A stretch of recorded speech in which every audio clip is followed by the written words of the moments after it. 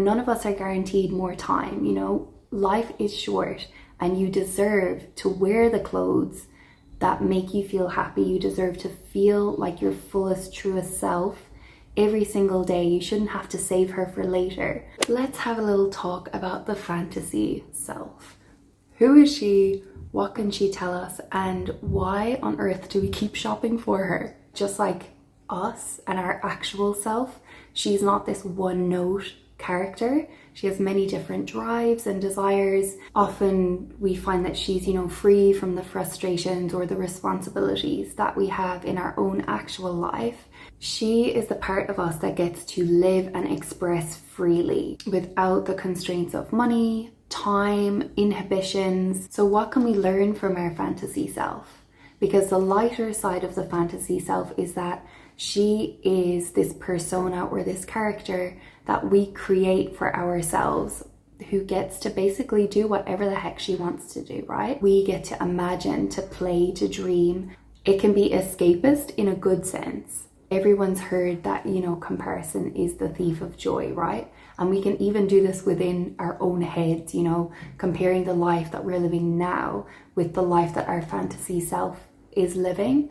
And the more that we think about what we don't have, what we lack, that's causing this kind of divide between where we are now in our life and where we wish we were. And any time that we're focusing on what we're lacking, that's going to cause us to be, you know, less happy with our life exactly how it is right now. It doesn't matter where you are, there's always a way for you to wish that you were somewhere else or someone else. And it's very easy to think that, you know, everyone's fantasy self looks the same, right? She has this like certain look, this certain vibe, this certain amount of money and freedom, but that's not really true. I mean, the fantasy self is as many and varied as we are. I mean, your fantasy self might play the trombone, you know? She might be a potter. She might have children when you don't. You never know what someone else's fantasy self is going to be. Lots of us are already buying clothes for our fantasy self, and then they just sit there in our wardrobe, you know, giving us the guilty eye. Like, why aren't you this size yet? Why aren't you this shape yet? Why aren't you living a life where you can be, you know, wearing these clothes? How do we infuse her into our actual everyday life and also into the way that we dress? You know, how do we bring her into our dressing without completely, you know, feeling ridiculous in our everyday life? Let's be real. Nobody's going to be wearing stiletto heels, you know, on a soccer field watching their kid play a ball game. That's not reality. How do we make peace with her, and how do we actually begin to integrate her as part of ourselves and carry her with us through our day in an empowering way? And I think really we can start here by, you know, giving her a voice and acknowledging that this fantasy self is actually part of us. It's not some other person. It's not someone else's drives and desires. It's our own deepest, you know, hopes and wishes for ourselves and what we would want and dream for our life to be like. And so giving her a voice is really a way to give ourself a voice and give those unexpressed parts of ourselves a way to be seen, to be heard, and to be acknowledged. I mean, you could go as far as to write a letter to yourself from your fantasy self and just imagine, what would she say? What would she want to express to you? What is it that your fantasy self is representing for you? And get really close to the feelings that she has and the feelings that she inspires in you as well. Whether that's positive or negative feelings, this is all really, we're trying to do this exercise without judgment and just listen to what these deeper parts of yourself are trying to say. So your fantasy self, like, is she at peace? Is she well cared for?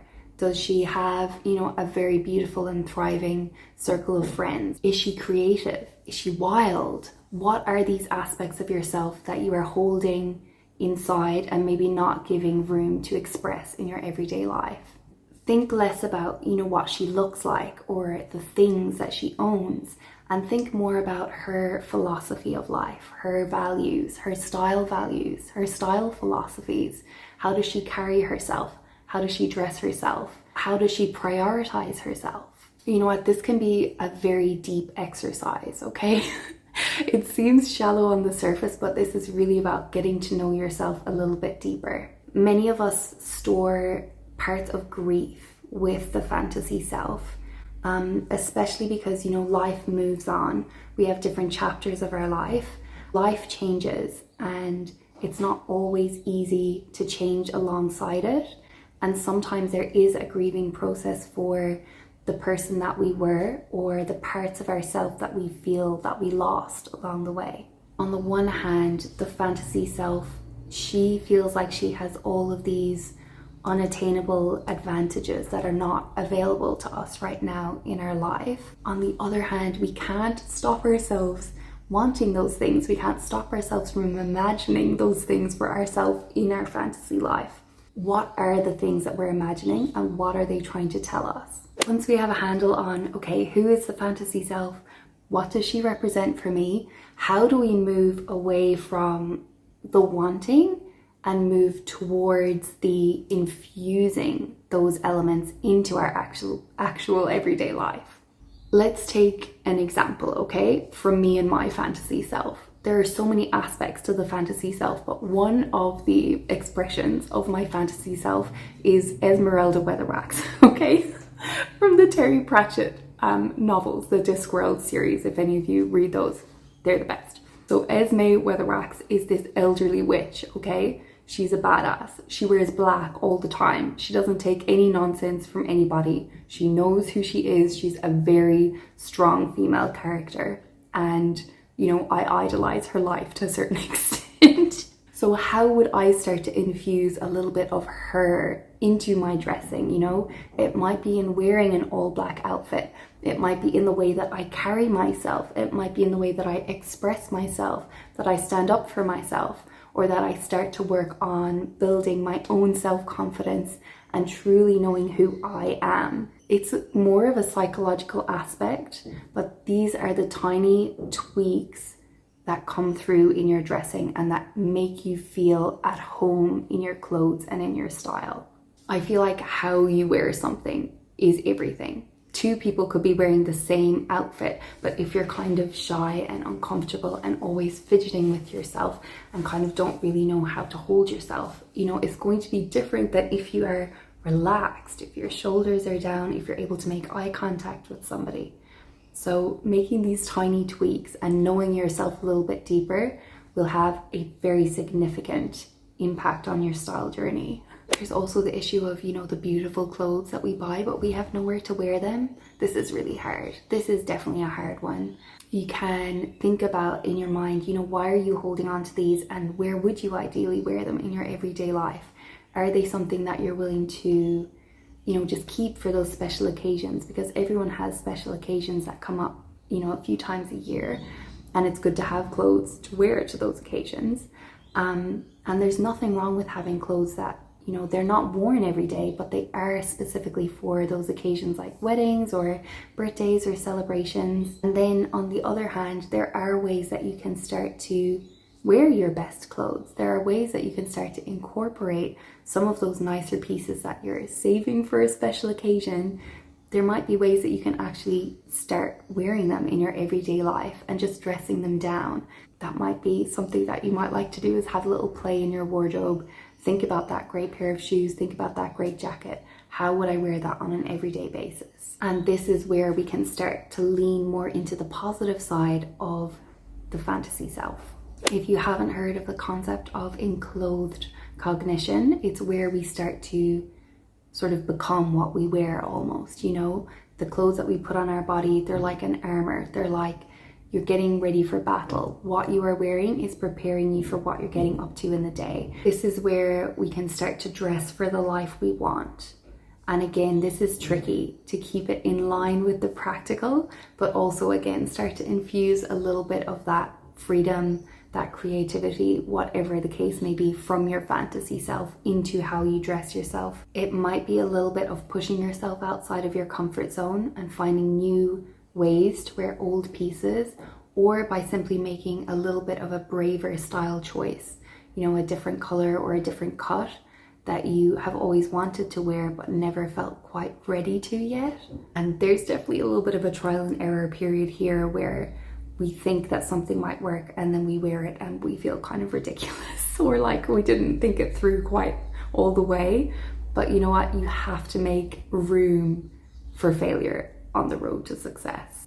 And you know, once you start to find excuses to wear those good clothes, you kind of start making different plans for your life. You know, you might go out where you once would have stayed in, or you might choose, you know, a nicer set of loungewear because you know you're going to be staying in and you're a hermit and you like to work from home.